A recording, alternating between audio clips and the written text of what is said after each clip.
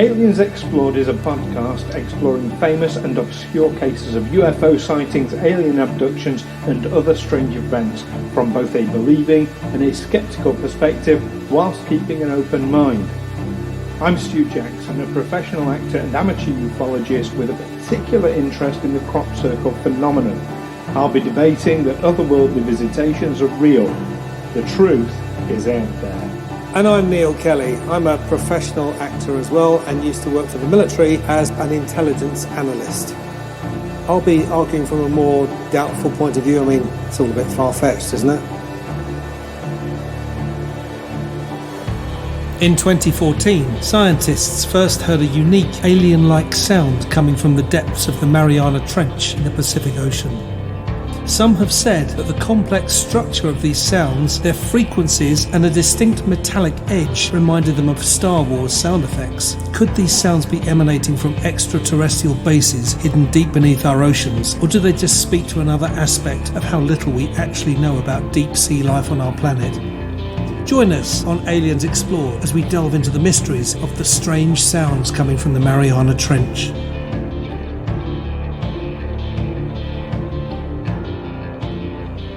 Welcome, listeners, to Aliens Explored, your weekly podcast where we discuss otherworldly things. I lost it then. Yeah, lost your thread in one sentence. Yeah, otherworldly. I was doing so well. What are we going to call this point. stuff anyway?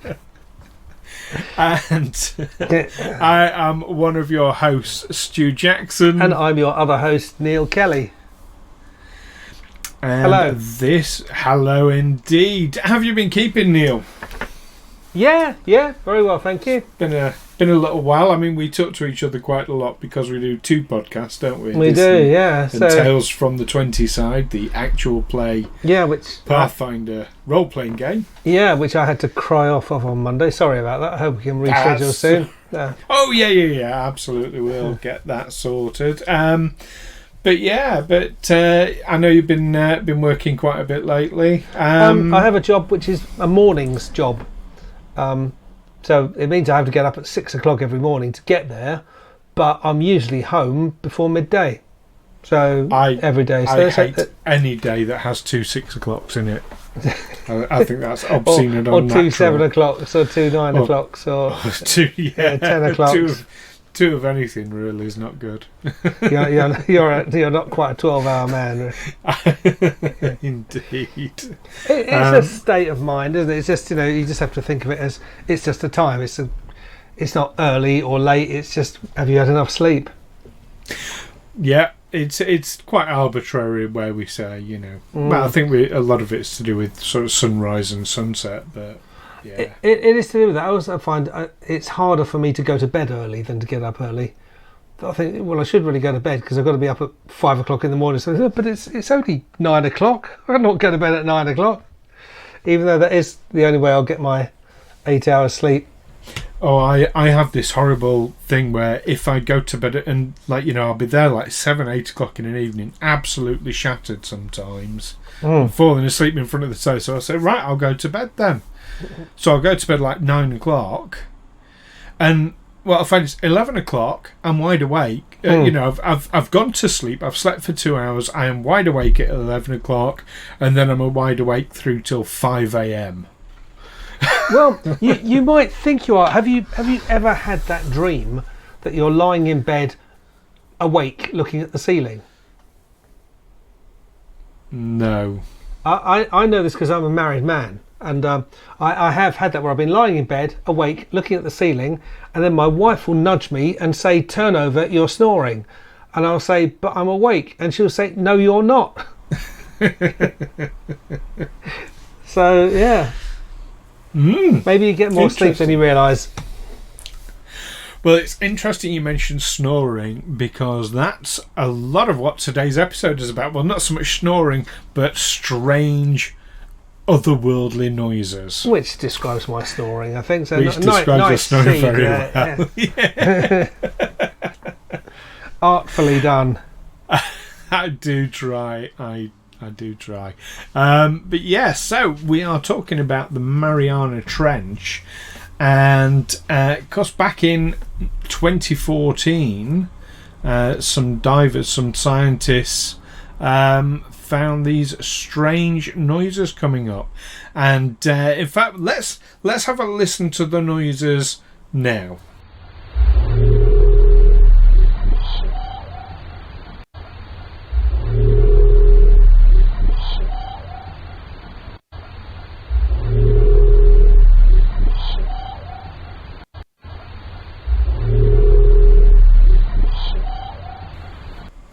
So there you are. I mean, really strange sounding noises. I think there. I can give you some scientific information about the noises. They are lasting between. So the one we've heard is one of these sounds, and it was played on a loop.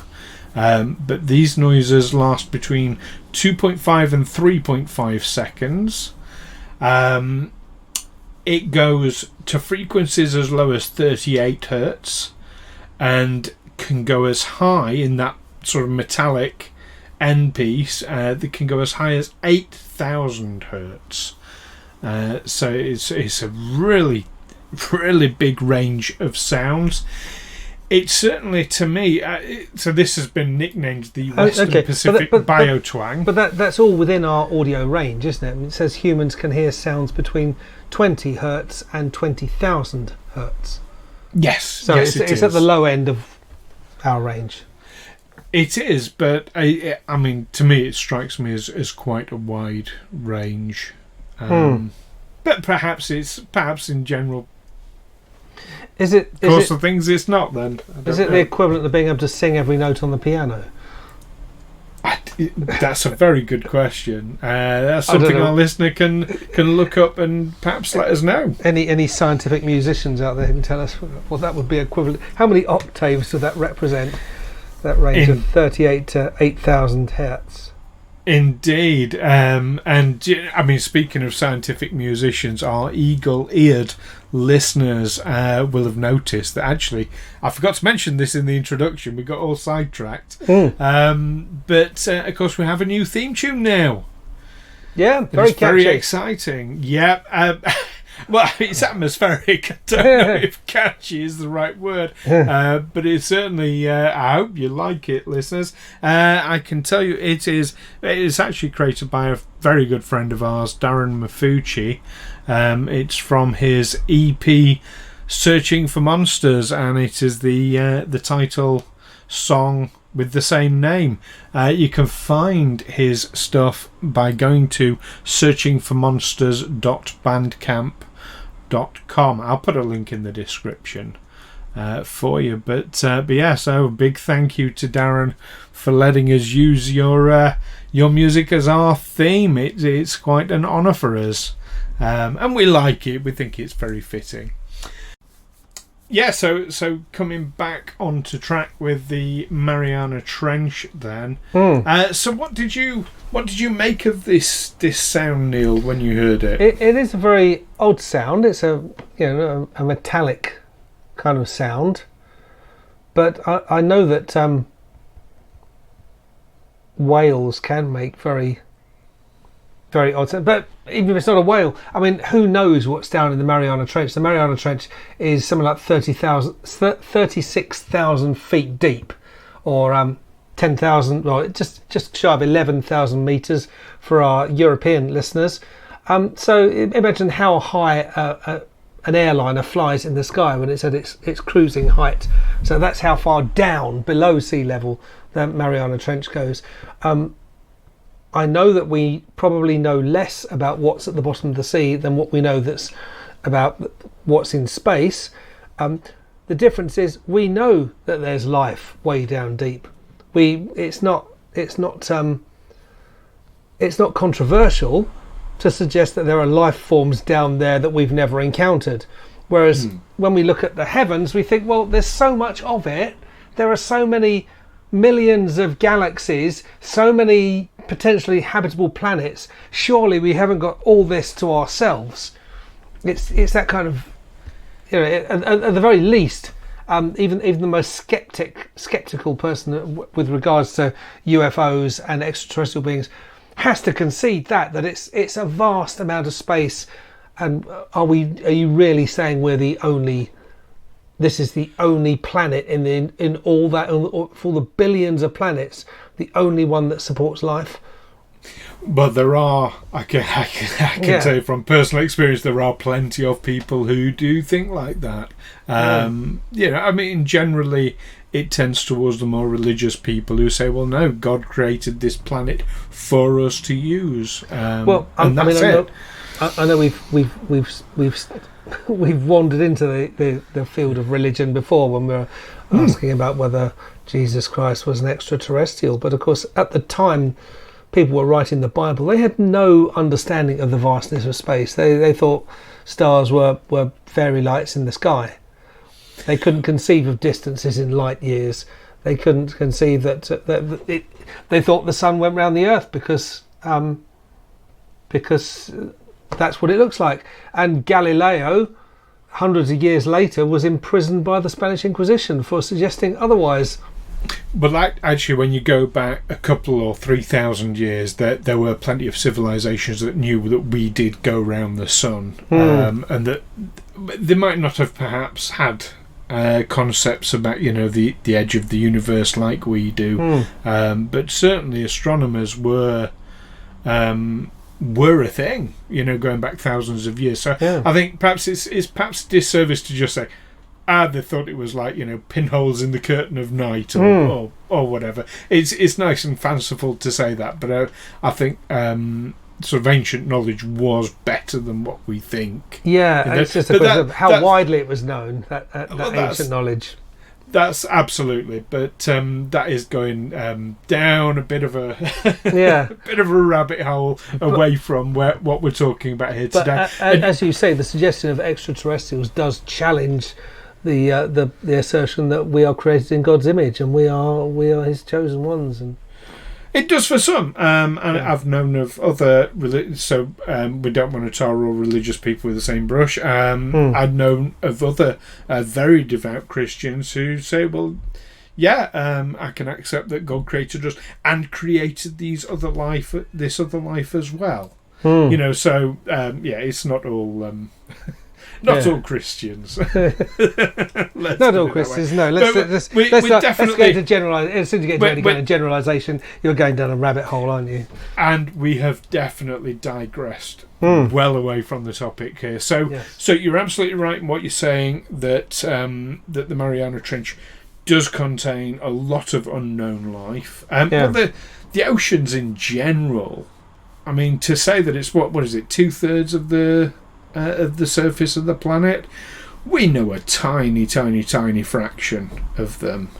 It is the great unexplored, and looking at that in of itself, so you hear a lot of stories about potentially underwater UFO bases in ufology.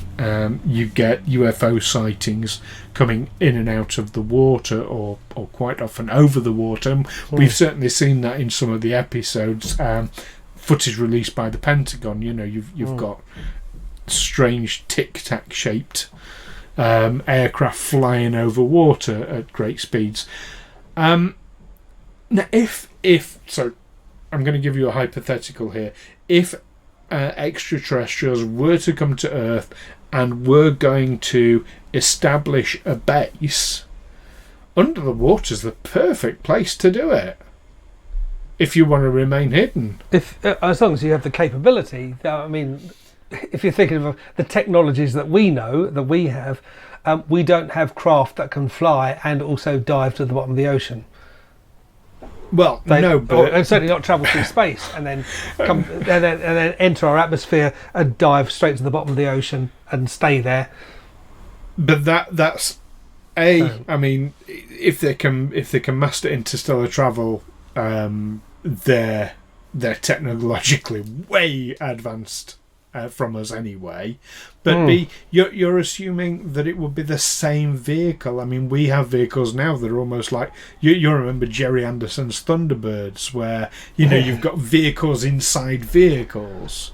So what's to stop a UFO coming along and depositing a submergible vehicle. In fact, I'm old enough to remember Jerry Anderson's Stingray, where there's actually a civilization of these aqua people living at the bottom of the sea who create all kinds of, who swim around in giant tin fish and wreak all kinds of havoc. Maybe they came from the stars, who knows. But yeah, so the feasibility of this in my mind is quite strong, that, you know, there could well be these extraterrestrials under the water already, and the idea that this Western Pacific biotwang, this strange sound that's been recorded from the Mariana Trench, it certainly sounds artificial to me. Did it not to you? What I know about whales, I once went whale watching in New Zealand in my youth, and we went out in this boat. I'll just interject before you tell the story. So you've mentioned whales a couple of times. Is there a particular reason you're mentioning whales? Yes. I read an article where this sound we're talking about, which was dubbed the Western Pacific Biotwang, a lot of scientists are suggesting it could be from a kind of minke whale, which has baffled scientists before with its strange noises. So, I'm trying to think. Okay. Well, all right. No, it's just the fact you'd mentioned whales a couple of times. I was trying to understand sort of why. What the connection was. Okay, I'll address that in just a moment. But carry on with your story then, please. Yes. So the minke whale has had some past form in creating strange noises in somewhere else, which I can't quite find, but it baffled scientists for a while, and then they realised it was a call of these minke whales. What's unusual about the Mariana Trench sounds is that at first they thought it would be a mating call, but it seems to be a year-round thing, where it happens way out of mating season, so perhaps it's another kind of communication. But as I say, I went out on this thing about whales. I went out on this boat to whale watch, and we had a depth gauge, a digital depth gauge in the passenger area where we could see how deep the water was, and it went from sort of, you know, the usual kind of depth going slowly up to, you know, 100 feet deep, and then suddenly it plunged and it was 3 miles deep. This shelf that we went over, and we found these sperm whales, and what we'd learned about them was that they hunt and they eat octopus and they eat sharks and they eat all sorts of other things, and the way they hunt is with a sonic blast. This whale sound they can release, it can travel huge distances, and it can actually stun creatures. It can stun a shark enough that the whale could just then swim over and eat it at its leisure. So they have a very powerful underwater sound. It's incredible. I mean, it's the sort of thing you see in the in the comic books, and, you know, the superhero powers. I'll blast you with my sonic blast. and knock you out. You know, suddenly your whole world just starts shaking, and and then you get eaten. Before you know what's happened. So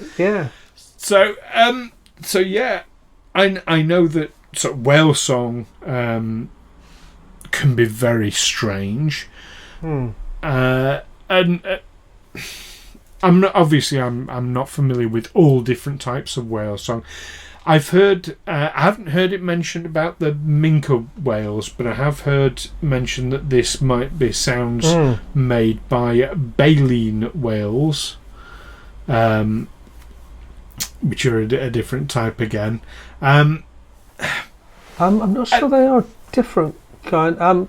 The minke whale is a type of baleen whale. Oh, right, according to livescience.com. Right. I mean, I'm old demands me. I am no expert on whales at all. Or the Welsh, for that matter. No, that's a joke. But for our Welsh, especially for our Welsh listeners. It says in the article, because of the call's complex structure, frequencies, and metallic sounding conclusion, the researchers think that it most closely resembles the regionally specific calls that are produced by a group of dwarf minke whales off the northern coast of Australia, and those calls apparently sound a bit like Star Wars sound effects. Okay, that'll be an interesting one to apparently go and listen to. Several types of minke whales in the survey area, but not much is known about their behaviour or their vocal behaviour. Okay, and do you know what? There's a part of me that can accept that it might be something like that, but where I get a little frustrated, and it is when you see these articles, and literally, so in doing research on this for this, I obviously went to Google. Other search engines are available. And I put in the Mariana Trench strange sounds, and instantly I'm getting all these articles coming up, instantly saying scientists have solved the mystery, scientists have determined what it really is. And you look into it, you scratch the surface below the headline, and it's no, they haven't. They think they have. They think it might possibly be this, or it sounds similar to this other thing. So actually, no, it's a load of crap. They haven't solved it at all. They just think they might have an answer. I know how journalism works, where you can write the article and then it's the sub-editor who creates the title. So no, we can't have scientists think they might have solved something. It's, massive breakthrough, scientific breakthrough has got to be the headline to get people to read and say, oh, actually, it's not much of a breakthrough, really. It's just Exactly, and you end up with another basically Doug and Dave from the Crop Circle world situation where, someone says, oh, here's an answer, and the journalist pouncing it and say, oh, that's it, case closed, it's all solved, let's go home. Yeah. Well, that's not the case here. It's not solved. We don't have an answer to it. And, I appreciate, given how deep this thing is, which the Mariana Trench, I know you gave the it's a size of an aircraft flying. The example that I've got is that it's almost as almost as deep as Mount Everest is high. I mean, it's an insane depth. But it's also interesting to and this, I think, the fact it is teeming with life, which we're absolutely certain of, shows that life can evolve under the most extreme of conditions, which again supports this idea that there is life on other planets. Oh, because they found life in superheated water near a volcano, haven't they? Exactly. So the fact it has to have all these conditions that make up us. Well, no, if you want human beings, you have to have those conditions. If you want something different, you have different conditions. It's as simple as that. Yeah, but in terms of when we're talking about monsters, or talking in the modern age, we talk about extraterrestrials. But in hundreds of years ago, they believed in sea monsters. They certainly believed in the Kraken, and that hasn't really been disproved. This idea that there's a giant octopus that occasionally will come up and take a ship down. Well, there was a whale that was sadly it was washed ashore and it was dead. There were scars along its body from a giant. They think it was perhaps a giant jellyfish. That would have been as much bigger than the whale. Yeah. I heard sucker ring marks the size of dustbin lids. Yeah, so these monster-sized creatures, definitely exist. We just haven't. But it comes back to the whole, the oceans are so widely unexplored, which makes them an ideal place for a UFO base. As I say, that's my thinking on that. So yes, I can see what you're saying that about the whales thing. That there are some similarities, but given the diversity of life on the planet, and particularly in the oceans, I think any artificial sound, you're going to find a similarity to it somewhere. There are birds whose song sounds exactly like a ringing telephone, for example. Well, there are. Is it cockatoos who can mimic a telephone? Oh, there's mimicking as one or thing. A car but no, alarm, I'm saying naturally, they sound similar. So So there's that, but perhaps I'm arguing against my own point by pointing that out. We know that deep in our oceans there are some very strange creatures adapted to live at depths where there's no light, indeed, and enormous pressure, and intense cold. But they're adapted to intense heat as well. And you look at something like the tardigrade, which is I believe it's the smallest animal known to exist. It's microscopic, but it is an actual animal. That can exist in pretty much any condition whatsoever. I think that might be the answer to us sort of surviving, like curing cancers and surviving is from this tardigrade. I fascinating stuff. A popular toy with American children, or a popular thing, was what they call sea monkeys, which are basically shrimps, but they arrive in freeze-dried form. Brine shrimp, aren't they? Sorry? Brine shrimp, I believe. I think so, yeah. But basically you put them in a tank and they come to life and grow. I mean, these creatures are capable of space travel because they can be freeze-dried. Yeah, absolutely.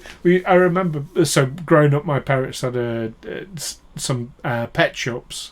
We used to sell it as live food for fish. Sea monkeys. Yeah, well, we didn't call them sea monkey. We just called it brine shrimp. But brine shrimp and bloodworm. They're sold in packets, but still alive. Right, on that macabre note, let's summarise. But I tell you what, before we summarise, let's just listen to this sound again.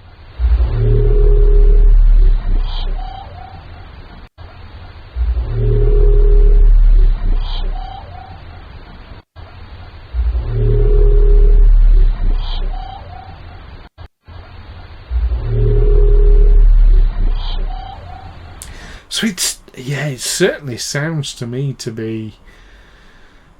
It's a very strange sound. But what's your take on it? Do you just think it's whales then, and that's it? Well, I thought of you when I read the article which said that the calls sound a bit like Star Wars sound effects. Because I know what a fan you are. But just to be clear, I'm a Trekkie,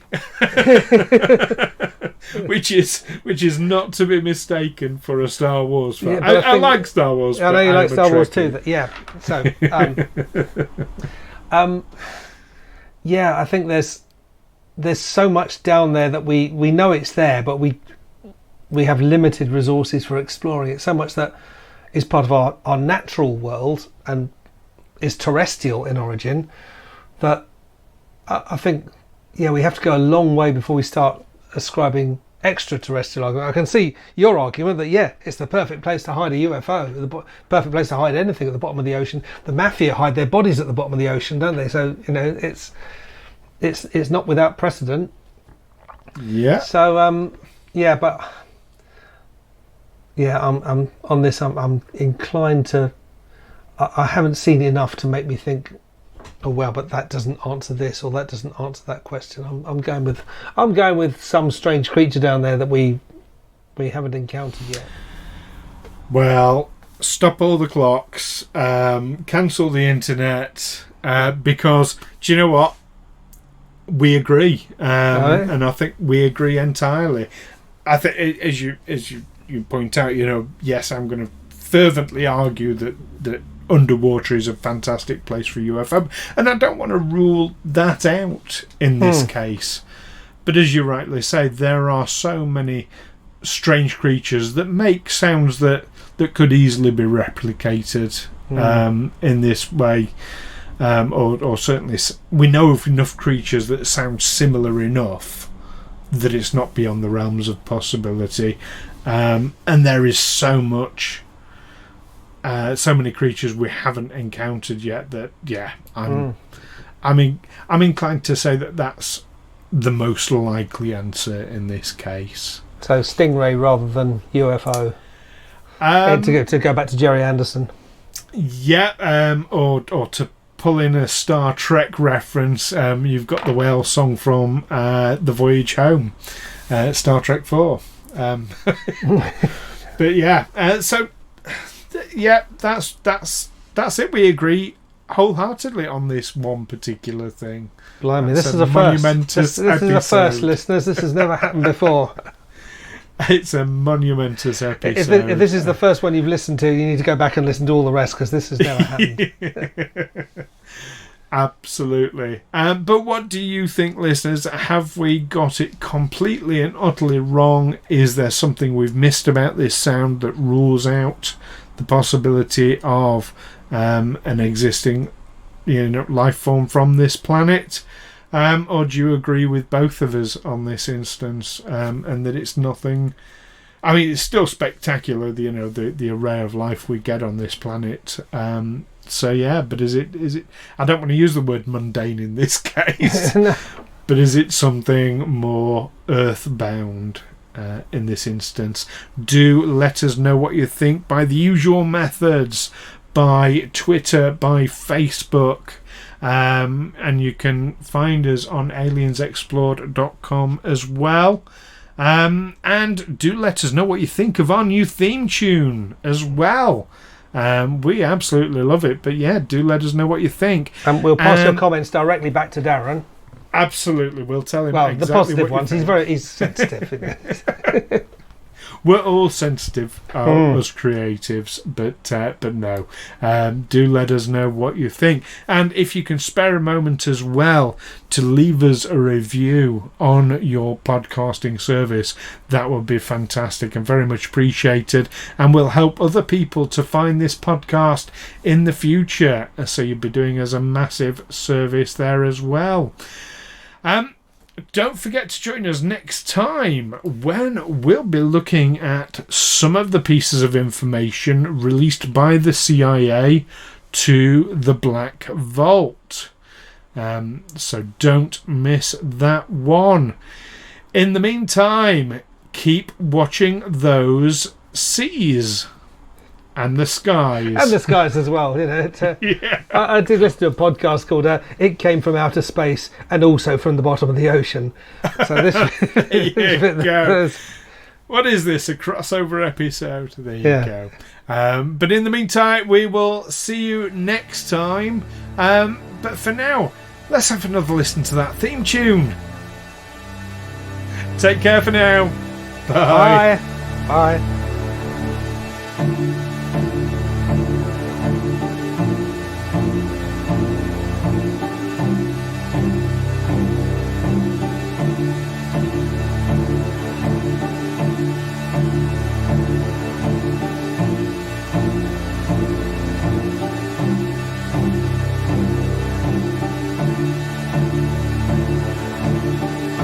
Aliens Explored is a Figo Films production in association with Juicy Falls.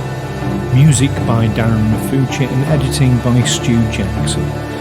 Find us on Twitter and Facebook by searching Aliens Explored or visit aliensexplored.com.